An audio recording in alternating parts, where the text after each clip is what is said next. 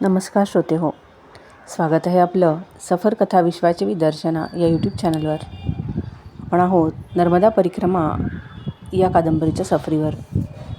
मागील भागात आपण पाहिलं की लेखकाच्या 3 प्रदक्षिणा पूर्ण झाल्या, पण आता तरीही त्यांना घरी जाण्याची ओढ वाटत नव्हती. हिमालयात जाण्याचे त्यांच्या डोक्यात होते, पण नेहमी सद्गुरूंची आज्ञा झाली की आज्ञा पाळायची असे त्यांना करून घरी यावे लागायचे. पण यावेळी मात्र त्यांनी योजना ठरवली. पुढे काय झालं ते पाहूयात आता. दुसऱ्या दिवशी एक संन्यासी भेटले, आश्रमातच.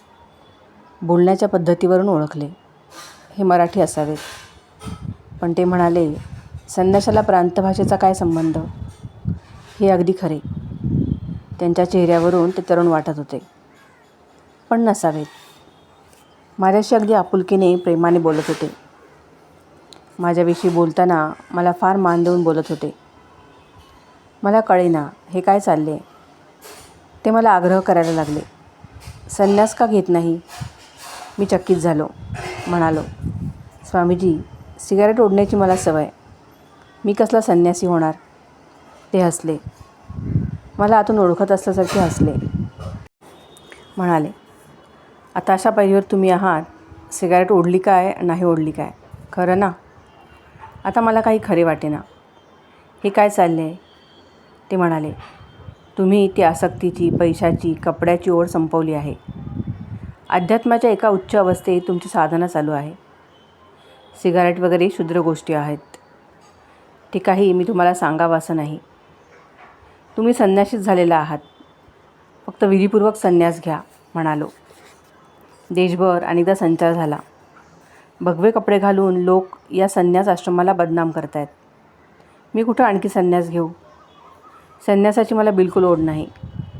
अगदी लहानपणापासून हिमालयात जावं, साधना करावी हे वेड आहे, पण संन्यासाची आवड नाही, आकर्षण नाही. ते हसले. म्हणून तुम्ही संन्यास घ्या म्हणाले. मला विचारले, माझी अवस्था तुम्हाला कशी वाटते? मला काय वाटले माहीत नाही. मी एकदम बोलून गेलो. तुमचे डोळे सांगतायत, तुम्ही एका उच्च कोटीचे संन्यासी आहात. अध्यात्मातलेही तुमचे स्थान खूप वरचे आहे. म्हणाले, तुमच्या शब्दांनी खरी ओळख पटली. माझे ऐका. तुम्ही आता संन्यास घ्या. मागचे पाश सुटलेले आहेतच. मी गंभीर झालो. घरी जाऊन पत्नीला विचारले तर ती संन्यास घ्यायला लगेच परवानगी देईल याची खात्रीच आहे. मुलांचेही काही म्हणणे असणार नाही. पण संन्यास आश्रमाचेही काही नियम बंधने आहेत, काही आचारधर्म आहेत. ते मला जमणार नाहीत. त्याहीपेक्षा मुळात आवडच संन्यास घेण्याची नाही. पिच्छा सोडायला ते तयार नव्हते. खरे तर 2 दिवस राहणार होतो, पण लगेचच सामान घेतले आणि चालू पडलो. गुजरातेत नडियाद गावी आलो. इथल्या एका मराठी संन्यासाची ओळख गरुडेश्वरला झाली होती. ते म्हणाले होते, नडियाद आश्रमात या, चांगली सोय करतो. तिथे गेलो. करोडो रुपयांचा कारभार असलेला आश्रम. गरुडेश्वरच्या 12च्या प्रसाद भोजनाची विनामूल्य सेवा यांच्याच आश्रमातर्फे होते. पण इथे राहणे मला कठीण झाले. ते मराठी संन्यासी भेटले, मात्र तिथले वातावरण बघून तासातच तिथून पळालो. तिथून कर्णालीला आलो. इथला नर्मदा किनारा दगडगोट्यांनी भरलेला, रमणीय दृश्य. आता परिक्रमेचे बंधन नव्हते. नर्मदेत मध्यभागापर्यंत स्नानाला गेलो. खाली रंगीत नर्मदा गोट्यांचा खच, निर्मळ जल. भरपूर वेळ स्नान केले. वरती रामाच्या मंदिरात नित्यपाठ केला. इथे श्री श्रीधर स्वामींचे एक संन्यासी शिष्य राहतात. त्यांचे दर्शन घेतले. बोललो मराठीतच, कारण हेही मराठीच. चांदोदला आलो. इथून जवळच व्यासबेट, तिथे जायचे होते. आतून आज्ञा आली, घरी जा. डोळ्यातून अश्रू झरायला लागले. मला घरी जायचे नव्हते. नर्मदा काठीच कुठेतरी साधना करीत रमायचे होते. नाहीतर हिमालयात जाऊन गुहेत साधना करायची होती. पण सद्गुरूंचा आदेश, घरी जा. तिथून बडोद्याला आलो. बडोद्याला एकाने प्रेमाने घरी नेऊन जेवायला घातले. स्टँडवर आणून सोडले. पुण्याला याचे तिकीट आरक्षित करून दिले. जरा वेळाने लक्षात आले, आपण कुठे पळून जाऊ नये म्हणूनच ही गुरुकृपा. पुण्याला जायची गाडी लागली. एवढ्यात नाथबाबा फडकेही आले. त्यांनी विचारले, कुठे निघालात? म्हणालो, पुण्याला चाललो आहे. परिक्रमा पूर्ण झाली. महाराजांची आज्ञा झाली, घरी जा. घरी चाललो आहे. माझ्या डोळ्यात पाणी आले. नाथबाबांनी प्रेमाने पाठीवरून हात ठेवला. म्हणाले, चला, गुरु आज्ञा झाली. भाग्यवान आहात. गाडी सुरू झाली. शांतपणे डोळे मिटले. दुसऱ्या दिवशी शिवाजीनगरला उतरल्यावर त्यांना रिक्षात सामान ठेवून बसवून दिले. मी दुसऱ्या रिक्षात बसून वासुदेव निवासात आलो. हातपाय धुतले. श्री महाराजांच्या फोटोपुढे साष्टांग दंडवत घातला. डोळ्यात पाणी तरारून आले. त्यांनी सगळ्या परिक्रमा करून घेतल्या. कसलाही त्रास नाही. आणखी काय कृपा हवी? खाली आलो. समोर श्री पू नारायण काका ढेकणे महाराज. नर्मदे हर म्हणत त्यांना नमस्कार केला. एवढ्यात त्यांनीही उठून हर नर्मदे म्हणत मला साष्टांग नमस्कार घातला. सगळे काही मला कळायच्या आतच घडले. मी संकोचून उभा राहिलो. बाजूला त्यांचे भक्तगणी आश्चर्याने चकित होऊन बघू लागले. श्री नारायण काका हसून म्हणाले, तुम्ही नर्मदा परिक्रमा केलीत म्हणून नमस्कार. परिक्रमावासींना मूर्ती म्हणतात, म्हणजे देवच. त्याला नमस्कार नको करायला? त्यांनी प्रसाद दिला, आशीर्वाद दिला. मी मात्र विलक्षण अशा त्यांच्या सौजन्याने दिपून गेलो. ते माझ्याहून वयाने, शिक्षणाने, अधिकाराने सर्वच बाबतीत मोठे. शक्तिपात दीक्षेचे अधिकारी योगीराज ते. हजारो शिष्यांचे सद्गुरू. त्यांचा विनय, त्यांचे सौजन्य केवढे. मलाही केवढा धडा मिळाला. जर अशा स्तुतीने माझ्यासारखा लहान माणूस किती हुरळून जातो आणि नारायण काकासारख्या मोठ्या अधिकारी किती नम्रपणे झुकतो. फळांनी भरलेला आम्रवृक्ष वागतो आणि विनयाचा आदर्श समोर ठेवतो. हेच खरे गुरुत्व. माझा लहानपणा माझ्या ध्यानात आला. मनात आले, अहंकाराचा वारा न लागो माझी या चित्ता. श्री अशोकराव महाराज कवीश्वरांकडे गेलो. त्यांनीही प्रसाद, वस्त्र दिले. परिक्रमेची चौकशी केली. घरी आलो. गृहलक्ष्मीला नमस्कार केला. स्नेही जमले. 3 परिक्रमा पूर्ण केल्याचे कौतुक झाले. पण मनातले बाहेर सांगितले, ही सगळी सद्गुरू आणि नर्मदाबाईची कृपा. यात माझे काय हो? शूलपाणीतल्या सर्व वेळच्या लुटण्याच्या प्रसंगासह केलेल्या 3 परिक्रमा. विलक्षण अनुभव. चमत्कार. हे सर्व खरे आहे का हो? असे चमत्कार कसे काय होतात? असे अनेकांनी विचारले. कोणी भाबडेपणाने, कोणी अविश्वासाने. चमत्कार मी केलेले नसल्याने माझा वाटा शून्यपणाचा. चमत्काराची जी काय चर्चा, चिरफाड करायची, त्याला जो तो स्वतंत्र आहे. मी एवढेच म्हणेन, अनुभव मात्र खरेच आहेत. अनेक सत्पुरुषांच्या चरित्रात विलक्षण अनुभव सांगितले आहेत. काहीतरी शक्ती आहे, ती कुठल्याही गोष्टी ढवळाढवळ करीत नाही. हेही सत्पुरुषांनी सांगितले आहे. तरीही काही चमत्कारिक अनुभव येत असतात. चमत्काराचा कार्यकारणभाव समजत नाही. कसा झाला समजत नाही. सिद्ध करता येत नाही. आक्षेप खरेही आहेत, पण काही वेळा प्रचितीही येते. बोवाभाजी, ढोंगीपणा हा निज्ञच आहे. पण तुकाराम महाराज आहेत, तिथे मंबाजीही आहेत. तुकाराम कोण आणि मंबाजी कोण हे ओळखणे काही वेळा कठीण जाते. पण शेवटी असली नकली ओळखता येतेच. नक्कल सोन्याचीच होते. काहीतरी तिथे आहे, त्याची इथे नक्कल होते. साधूला ओळखणे कठीण, पण थोडा शेंदूर खरवडला की साधू आणि भोंदू ओळखता येतो. पण उगीच निंदा करीत कशाला बसायचे? प्रचितीच मिळवायची असेल तर नर्मदा परिक्रमा करा. कोणाला 10 अनुभव येतील, कोणाला 5 तरी येतील. कॉलेजचे प्राचार्य, कमिशनर, करोडपती, श्रीमंत, उच्च शिक्षित, अडाणी अशी अनेक तऱ्हेची माणसे परिक्रमात भेटतात. प्रत्येकाजवळ अनुभव आहेच. अनेकांशी बोललो. प्रत्येकाची अनुभवाची पोतडी भरलेली. देव भी सब झूठ असे म्हणून परिक्रमेची परीक्षा घेणारेही आहेत. अनुभव त्यांनाही येतोच. अनुभव आल्यावरही हे कसं झालं याचे उत्तर न मिळाल्याने हैराण झालेलेही आहेत. मी कोणालाही अनुभव देऊ शकत नाही, पण नर्मदा परिक्रमेत अनुभव येईलच याची खात्री देऊ शकतो. कारण अनुभव आला नाही असे म्हणणारा कोणी भेटला नाही. खरे काय, खोटे काय, प्रचिती घ्यावी, ते आपल्या हाती आहे. हजारो वर्षे नर्मदा किनारी साधक तपस्या करतायत. ही तपस्येची भूमी आहे. अनुभव देणारा मोठा आहे. अनुभव ज्याला आला त्याला मोठेपणा घ्यायचा काय अधिकार. त्यामुळे माझा भाव काढायचा आणि वाढवायचा काय संबंध. म्हणून प्रार्थना तुमचा तुम्ही अनुभव घ्या. देव आहे किंवा नाही या प्रश्नाला घेऊन हजारो वर्षे हजारो लोक वाद घालत आहेत. या वादातून काहीही निष्पन्न होणार नाही. कारण या तुमच्या वादाशी देवाला काय घेणे आहे. नसला तर तो नाहीच आहे. असला तर त्याच्या जागी तो आनंदी आहे.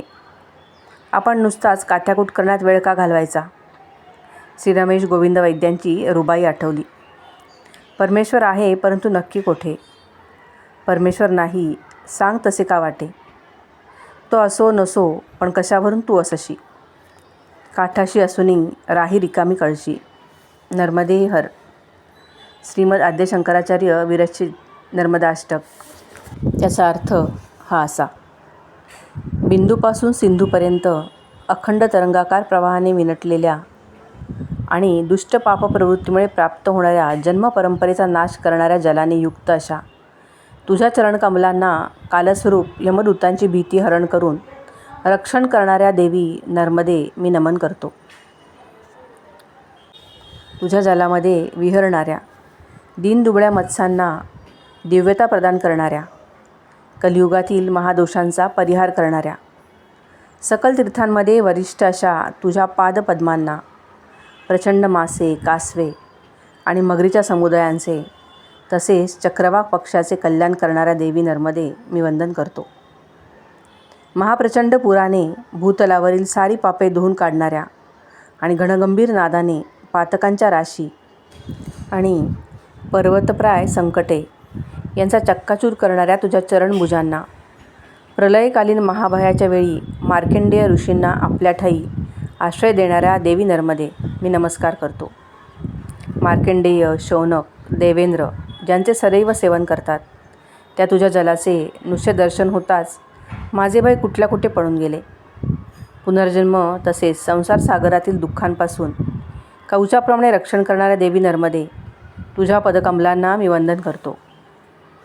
अगणित किन्नर, देव आणि असुर ज्यांची पूजा करतात आणि ज्यांच्या तीरावरील लक्षावधी पक्षीगण जलाशय निरखी धीटपणे अखंड कूजन करीत असतात त्या तुझ्या चरणकमलांना मुनिश्रेष्ठ, वसिष्ठ, पिप्पलाद, कर्दम प्रभूतीचे कल्याण करणाऱ्या देवी नर्मदे मी नमन करतो. सनतकुमार, नाचिकेत, कश्यप, आत्री, नारदादी भृगांनी ज्यांना आपल्या अंतःकरणात साठवले आहे त्या तुझ्या पादपद्यांना, सूर्य, चंद्र, अंतिदेव, देवराज इंद्र यांच्या सत्कर्मांना विश्वात प्रतिष्ठित करणाऱ्या देवी नर्मदे मी वंदन करतो. दृष्टादृष्ट लक्षावधी पातकांच्या राशींचा भेद करणाऱ्या तसेच जीवजंतूंना भोग आणि मोक्ष प्रदान करणाऱ्या तुझ्या चरणाभुजांना, ब्रह्मा विष्णू महेशांना आपापल्या ठायी सुप्रतिष्ठित करणाऱ्या देवी नर्मदे मी नमस्कार करतो. भगवान शंकरांच्या जटेतून निघालेल्या नर्मदेच्या तटावरील किरात, सूत, वाढव, पंडित, शट, नट अशा समस्त जणांच्या मुखी अमृतोपम संजीवक असे नर्मदेचे गुणगाणच ऐकू येते.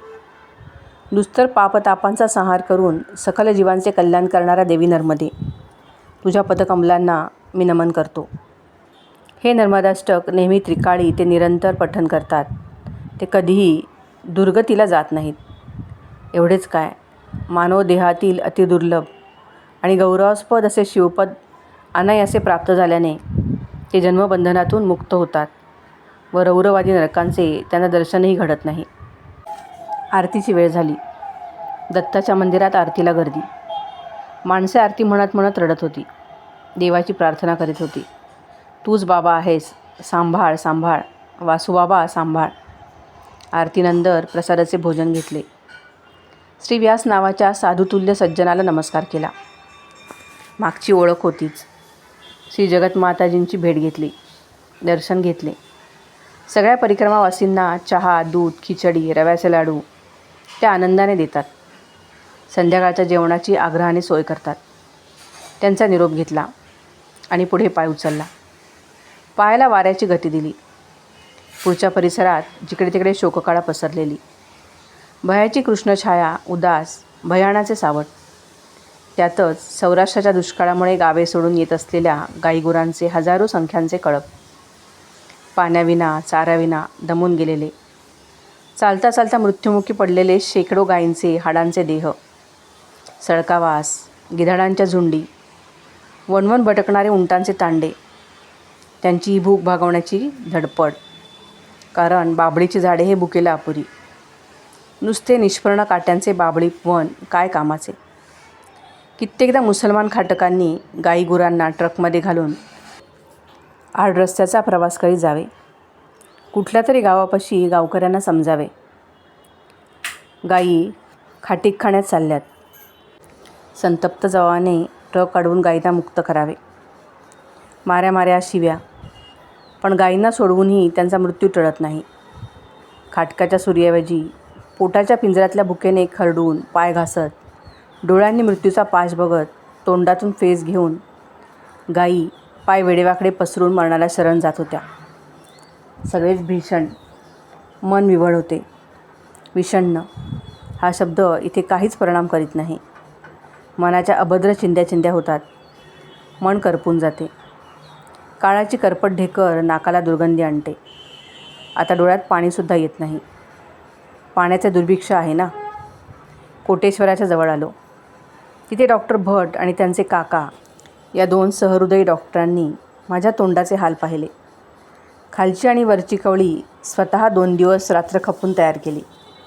पण वरच्या हिरडेला अजूनही फार सूज असल्याने वरची कवळी लावूच शकत नव्हतो. खालची लावली, पण नुसता तिचा उपयोग शून्य. डॉक्टरांनी पैसे घेतले नाहीतच. कवळी करून दिली आणि वर घसघशीत दक्षिणा. अत्यंत प्रेमाने घरात ठेवून घेतले. हेही माझ्या सद्गुरूंचे शिष्य. सद्गुरू कुठे कोणाकडून मदत घेतील, सहाय्य करतील, कसे कळणार. सांभाळणारे तेच आहेत, ही जाणीव सतत जागी ठेवावी. हे बरे. चिखलदा, हतनोर, कालीबावडी, तिथून मांडवगडाच्या रस्त्यावर एक भव्य विस्तीर्ण मशीद. मोठेच्या मोठे फरशी घातलेले मैदान. स्नानासाठी नळाची व्यवस्था. सकाळची वेळ. स्नान केले. सप्तशती, गुरुचरित्र वाचन झाले. एका मियानी आनंदाने चहा आणून दिला. सामान आवरले. चहा घेतला. पुढे चालू लागलो. मांडवगडाकडे भरड मुरुमाचा रस्ता. वरून उन्हाचा अतिरेक. रात्री थंडीने जीवाला गार करायचे. दिवसा त्याला उन्हाने तापवायचे. पण नर्मदाबाईची सतत प्रेमाची सावली असायची. नाहीतर जीव केव्हाच कोमेजून गेला असता. मांडूवरच्या नीलकंठेश्वराचे दर्शन घेतले. नीलकंठेश्वराचे शिवमंदिर खाली आहे. थंडगार, खोल. वरच्या कमानीवर अरबी लिपीत फारसी भाषेत शिवाचे नाव. शेजारी पाणी, त्यात पाचोळा. वर आलो. आता मांडूच्या राम मंदिरात. तिथे दर्शन. तिथून डॉक्टर शर्मांच्या दवाखान्यात. तिथे सरबत घेतले. तिथून आदिवासी शिक्षकाच्या शेतातल्या घरी. हा अतिसज्जन शिक्षक. त्याच्या घरी जेवलो. गप्पा मारल्या. इथल्या डॉक्टर जैन यांना मागच्या वेळी श्री वासुदेव निवासाचा पत्ता दिला होता. त्यांना शक्तिपात दीक्षा हवी होती. त्यांच्याशी बोललो. समाधानी होते. तिथून मांडू किल्ला. रेवा कुंडात स्नान. संध्या, ध्यान. रात्री कुंडाच्या शेजारी भव्य ऐतिहासिक धर्मशाळेच्या पुरातन वास्तूत विश्रांती. सोबतीला 2 परिक्रमावासी. त्यांनी गरमागरम जाड वाट्या दिल्या. त्या लोट्यात भिजत ठेवल्या. त्या लोकांनी गुळाचा खडा दिला. तोही टाकला. पाणी, बाट्या, गोळ्याची खीर झाली. गिळून विश्रांतीला पडलो. पहाटे पहाटे सोबतीच्या परिक्रमावासींनी बिनदुधाचा गुळाचा चहा दिला. थंडीत प्यायला सुखद वाटले. तिथून कठीण अडचणीच्या रस्त्यावरून खाली महेश्वराकडे निघालो. महेश्वरला दर्शन घेऊन बाके बिहारीचे दर्शन घेतले. तिथल्या पंडितजींनी मागच्या ओळखीमुळे लाडू दिले. लोट्यात पाणी घालून लाडूची खीर करून प्यालो. पंडितजी हसू लागले. चहा आला. गप्पा मारल्या. सिगारेटची चैन झाली. लगेच मंडलेश्वराकडे वाट धरली. मंडलेश्वरच्या श्री वासुदेवानंद सरस्वतीच्या मंदिरात उतरलो. श्री फडके गुरुजींनी मऊ गुरगुट्या पातळ भात, साजूक तूप दिले. वरती आसन लावले. बाजूच्या खोलीत जोशी नावाचा तरुण तबला वाजवत बसला होता. त्याची तयारी पाहून आश्चर्य वाटले. सामता प्रसाद. झाकीर हुसेनचे अनेक तुकडे तो लिलया वाजवत होता. एकलव्य शिष्य. पण त्याचा कोणी अंगठा मागितला नाही हे विशेष. तो आनंदाने शिकवतही होता. शिकणाऱ्याचा रियाज हीच त्याची फी. मागच्या वेळीही बोलणे झालेच होते. दुसऱ्या दिवशी श्री स्वामींच्या समाधी लावून बसण्याच्या गुहेत जाऊन दर्शन घेतले. खेडीघाटला श्री दत्त मंदिर दर्शन प्रसाद घेऊन दगडूबाबांच्या धर्मशाळेत आलो. प्रशस्त फरशीवर अंथरूण पसरून बसलो. ध्यानात जेवणाची घंटा वाजलेली ऐकू आली नाही. डोळे उघडले तेव्हा दोघेजण उभे. त्यांनी आश्रमाचे महंत केव्हापासून बोलावत असल्याचे सांगितले. गेलो. महाराज मराठी भाषकच, धुळ्याच्या बाजूचे. हिंदी बोलण्याची सवय. सुरुवात मराठीत, पुढे हिंदी. म्हणाले, राहा, काही दिवस आम्हाला सहवास द्या. हसून नम्रपणे नकार दिला. त्यांनी उशीर होऊनही कोठारीला खीर करून द्यायला सांगितली. कोठाऱ्याने भरपूर दूध रव्याची खीर दिली. एक तरुण परिक्रमावासी साधना बघून मागे लागला. म्हणाला, महाराज मला शिष्य करून घ्या, ही साधना शिकवा. हसून साजरे करावे लागले. म्हणालो, बैस. जरा उपदेश करण्याचा कंड शमवून घेतला. तो भारावून ऐकत होता. मनात हसू येऊ लागले. असलेली माहिती त्याच्या तोंडावर फेकून मी नसलेल्या ज्ञानाचा आव्हानत होतो. बुवाबाजी फार झाली. त्याला पुण्यातला आश्रमाचा पत्ता दिला. पत्र टाक, उत्तर येईल म्हणून सांगून त्याला मोकळा केला. धंद्यातला कायदाच आहे. तुमचे अज्ञान हाच आमचा फायदा. पण हा बुवाबाजीचा धंदा आपल्याला जमणे शक्य नाही. लाज नाहीच आहे, पण मनाचा निगरगट्टपणा लागतो. तो कुठून आणू? समोरच्या माणसाशी थोडा वेळ खेळणे ठीक आहे, पण त्याच्या श्रद्धेशी, आयुष्याशी कसे खेळणार? आपली मर्यादा, पायरी ओळखावी हे खरे. आपली पायरी म्हणजे पायरीपाशीच. तिथून उठलो. तो घाटाच्या रस्त्यावरून 24 अवतारला जाण्यासाठी. घाटाचा डांबरी रस्ता, दोन्ही बाजूनी जंगलाची दाटी. वर जाताना कोणीच दिसत नव्हते. खाली येताना मात्र सायकलीवर मोळ्या आणि चाऱ्याचे बांधे घेऊन येणारे वेगात जात होते. घाट संपता संपेना. शेवटी उजव्या बाजूला पाटी दिसली. चमन ऋषींचा आश्रम. एक साधूही भेटला. तिथून उजव्या हाताला पायवाट होती. 15-20 मिनिटे चालल्यावर समोर गर्द हिरव्या झाडीत आश्रमाच्या वास्तूबाहेर पाण्याचा मोठा हौद. हौदात 24 तास पाणी ओतणारी गोमुखाची सोय. थंडगार स्वच्छ पाणी. इथल्या निसर्गाची किमया बघण्यासारखी. सगळीकडे जमीन ओली, खाली सगळी हिरवाई. झाडे पाणी पिऊन हिरवी हिरवी. पाने वाऱ्यावर खेळवत आहेत. बाहेर गाईगुरांची हिरवा चारा खात चाललेली मस्ती. तरणे खोंड ढुशा मारून मस्ती करतायत. एखादा शिंग उगारून दुसऱ्याला आव्हान देत आहेत. कोणी गाईच्या मागे मागे हुंगत माजाला येतोय. सगळीकडे हिरव्या रंगाच्या विविध छटांची रंगपंचमी. तिकडे गुजरात सौराष्ट्रात ते भयान वृक्ष, रखरखीत, मृत्यूचे भयंकारी संकट, आणि इथेही मुबलक पाणी. हिरव्या चाऱ्यात रमलेले आनंदी गोकुळ. निसर्ग, नियती, परमेश्वर, नाव काहीही द्या, सगळे समजण्याच्या पलीकडचे खेळ आहेत. एका बाजूला मृत्यूचा भयंकारी शाप, दुसऱ्या बाजूला जीवनाचे हिरवे वरदान. आश्रमात स्वागत गंमतशीर झाले. पुढे आलेले दोघे गुरगुरत म्हणाले, इथं सोय होणार नाही. महंत, महाराज काशीला गेलेत. बरं म्हणून वळणार एवढ्यात एक जटाधारी तरुण साधू पळतच पुढे आला. त्याने वाकून नमस्कार केला. विचारता झाला, काय स्वामीजी, ओळखलत का? त्याचे डोळे चमकत होते.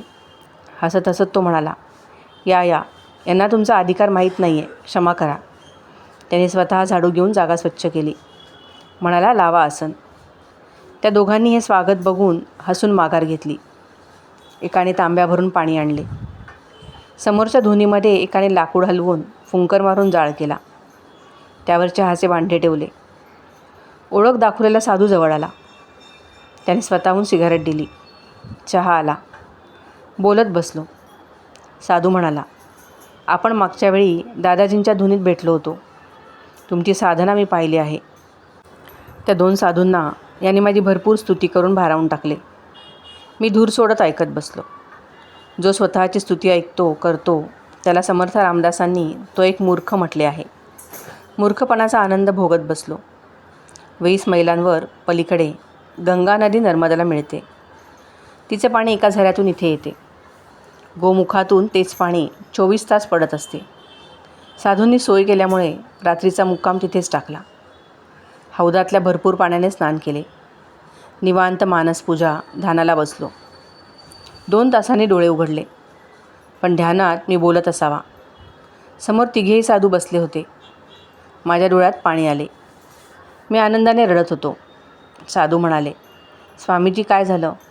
रडता का आहात? रडणे थांबवले.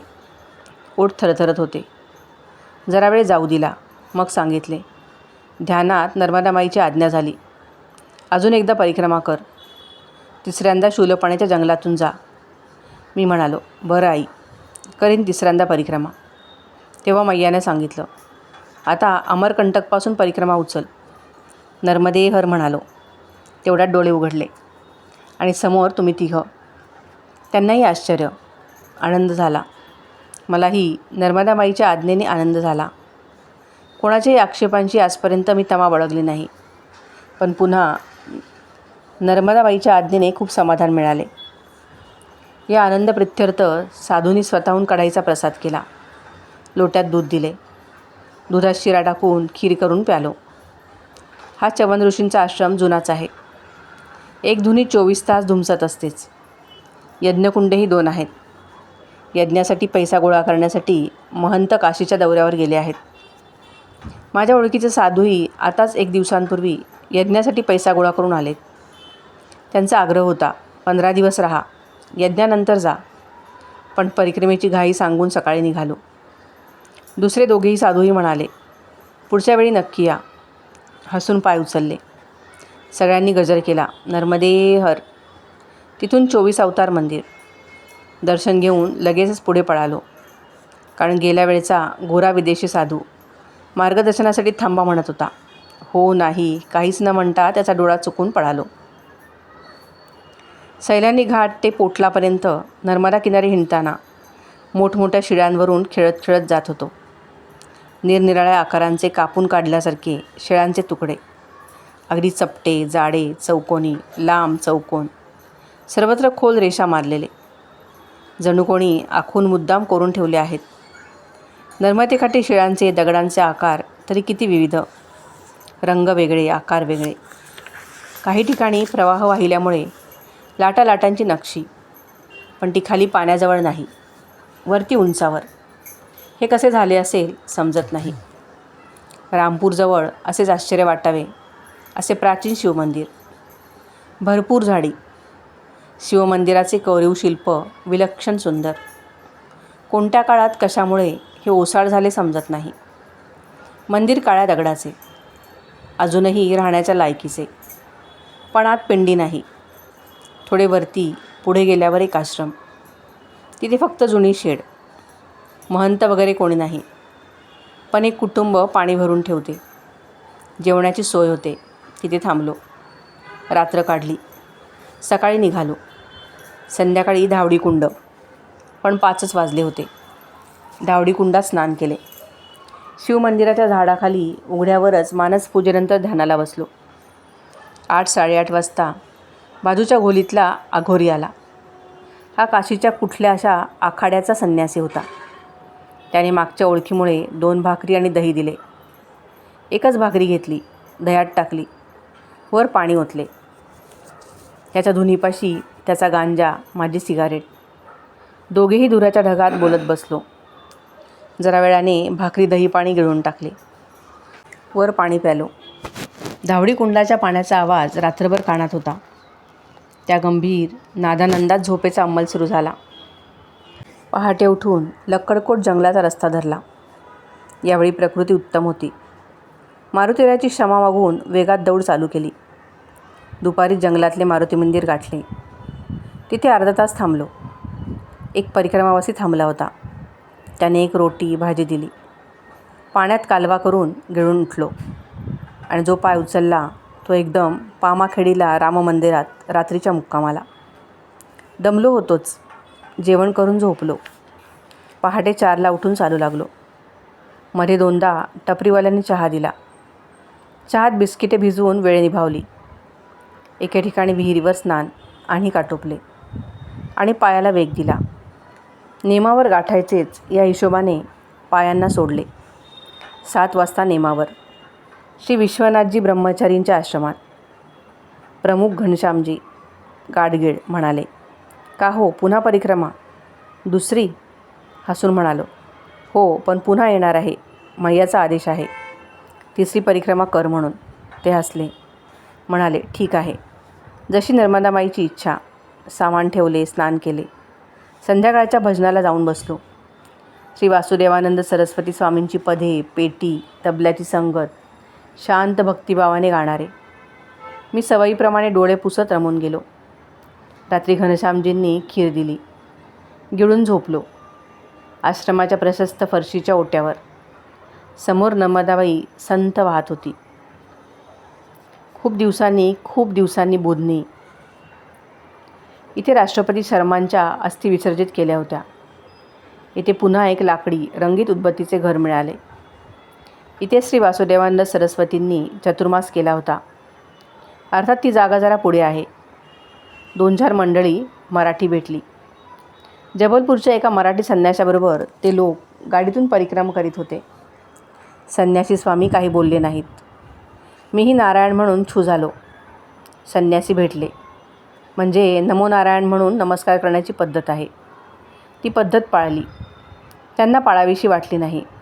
तो त्यांचा प्रश्न. बुधनीनंतर सिवनी.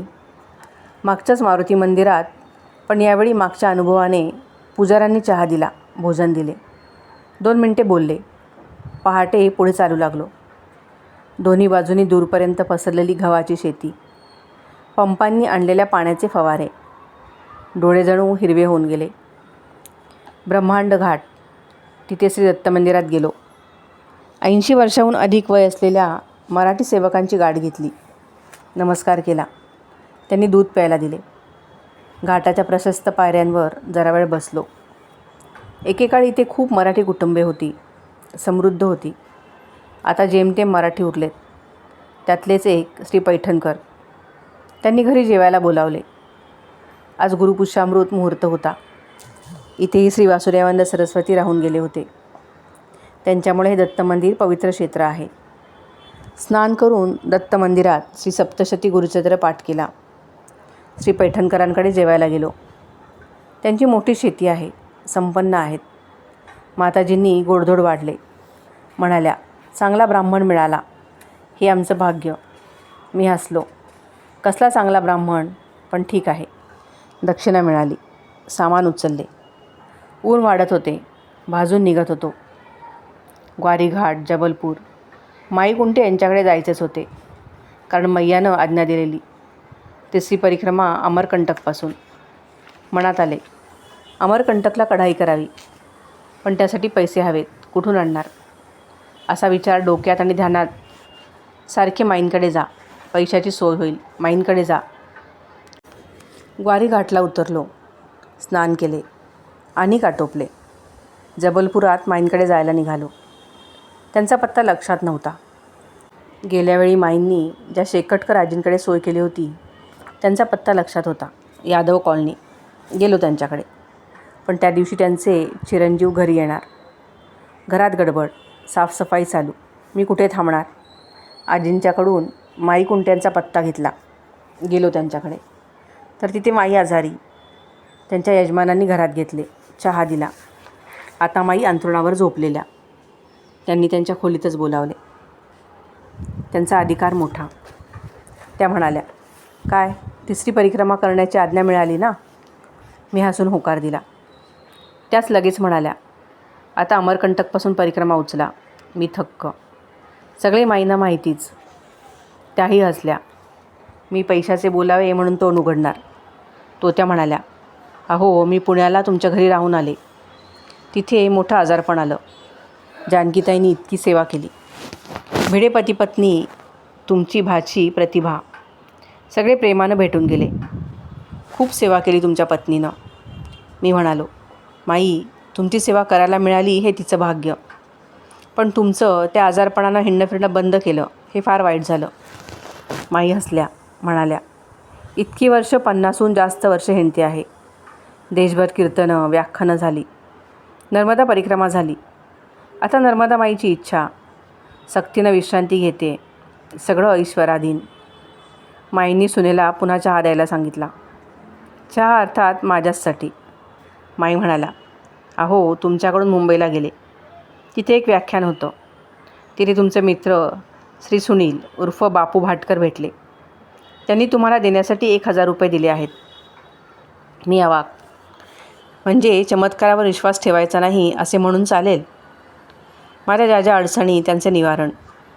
मला आज्ञा व्हायच्या अगोदरच ही पैशाची सोय श्री भाटकर या मित्राकडून झालेली. सारे अत्यर्कच. श्री भाटकर हे ब्रह्मश्री दत्त महाराज कवीश्वरांचे शिष्य. या असल्या अनुभवांपुढे काय बोलणार? माई कुंटे यांना आधीच सर्व समजणे. भाटकरांनी कढाईसाठी पैसे देणे. पण मला ध्यानात माई कुंटे यांना भेटण्याची जाणीव देणे. हे सर्व कोणत्या तर्कात, योगायोगावर किंवा तथाकथित लॉजिकमध्ये बसते? माई हसल्या. म्हणाल्या, तुम्हाला खूप अनुभव येतात म्हणता ना, हा घ्या आणखी एक अनुभव. आम्हा दोघांच्या डोळ्यात अश्रू. नर्मदाबाईची किमया कोण जाणणार? गादीखालून माई कुंटे यांनी पांढरे कागदाचे पाकिट काढले. त्यात भाटकरांनी दिलेले 1,000 रुपये. 100च्या कोऱ्या करकरीत 10 नोट्या. माईने नमस्कार करून उठलो. संध्याकाळचे स्नान केले. संध्या साधना आटोपली. गच्चीत उघड्यावर पडलो. नुसताच लक्षवर आकाशात. चांदण्यात हरवून गेलो. जेवणासाठी हाक मारायला त्यांचा मुलगा आला. हाक आधी ऐकूच आली नव्हती, कारण मी इन्फिनिटीच्या पल्ल्याआड. मुलाने अंगाला हात लावून म्हटले, चला जेवायला. दचकलो. उठलो. म्हणालो, जरा डुलकी लागली वाटतं. जेवण म्हणजे आमटी भात. हिरड्यांना धक्का न लागेल असे बाजूबाजूने तोंडात ढकलले. अजून दुखणे बरे व्हायला तयार नाही, पण सुधारणा खूप झाली होती.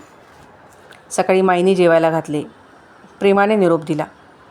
सगळ्यांना नमस्कार करून पुन्हा ग्वारी घाटावर आलो. तिथे अलीकडच्या डाव्या कोपऱ्यावर एक आदिवासी माताजी राहतात. त्यांचे यजमान गेलेले. सासूबाईंचे वय वर्षे 80च्या पुढे. पण दोघींनी मला प्रेमाने खाऊ घातले. सिमेंटच्या पोत्यांची एक वळकटी शिवून दिली. चहा दिला. तिन्ही परिक्रमेत यांच्याकडून मी अंथरूण शिवून घेतले. फार सज्जन प्रेमळ माताजी. त्यांनी सांगितले, आता घरच्या लोकांना, काकूंना इथे राहायलाच घेऊन या. नर्मदाबाईने मला इतकी आप्त मंडळी दिली आहेत, कधीही इकडे येऊन बसावे. उपाशी मरणार नाही. मेलो तर अतिभोजनानेच. श्रोते हो, आजच्या भागात इथेच थांबूयात. पुढच्या परिक्रमेचा अनुभव घेण्यासाठी भेटूयात पुढील भागात. तोपर्यंत धन्यवाद. आपल्याला कथा ऐकायला आवडत असेल नक्कीच लाईक, शेअर आणि कमेंट करायला विसरू नका. आणि बेल आयकॉनचे बटन दाबल्यावर आपल्याला माझ्या नवीन येणाऱ्या व्हिडिओची नोटिफिकेशन मिळेल. तोपर्यंत नर्मदे हर.